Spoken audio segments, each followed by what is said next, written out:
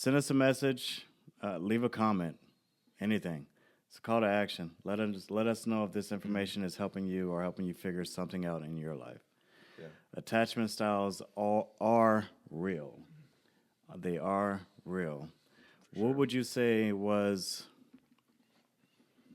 the biggest thing you had to overcome when you dated somebody who had a avoidant or anxious attachment style?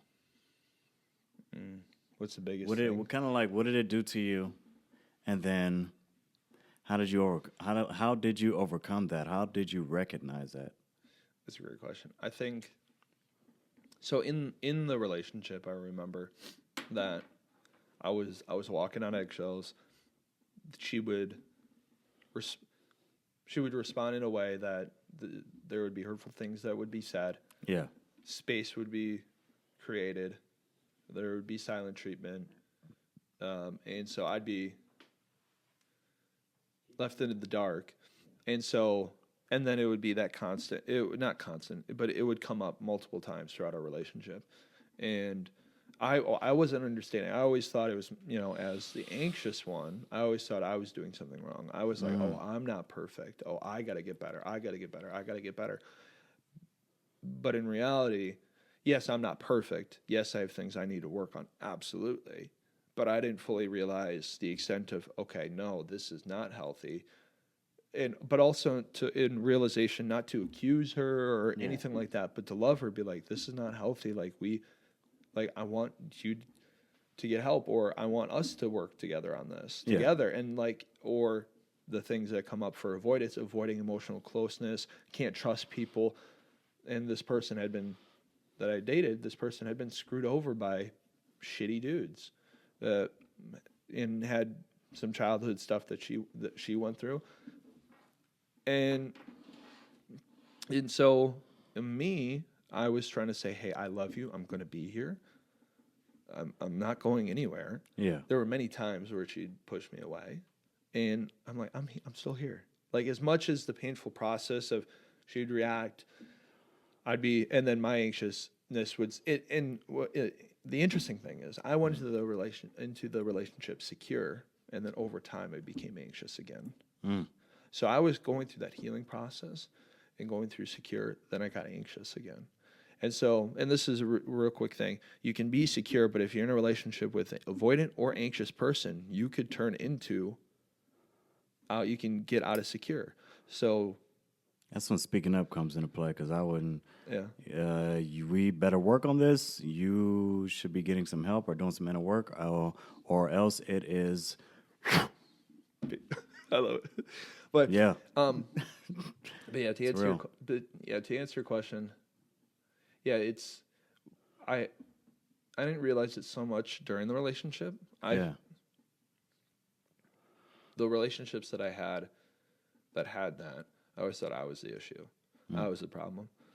And I for sure was not perfect. But and so realizing it and understanding that and getting out of it is getting in the space of people that do love you, that do care about you, and have that honest assessment of a relationship and say, okay, this is not serving me. You and that person have tried, or you've tried, and it is a toxic relationship, and there is manipulation involved, and whatever else. And this is another thing.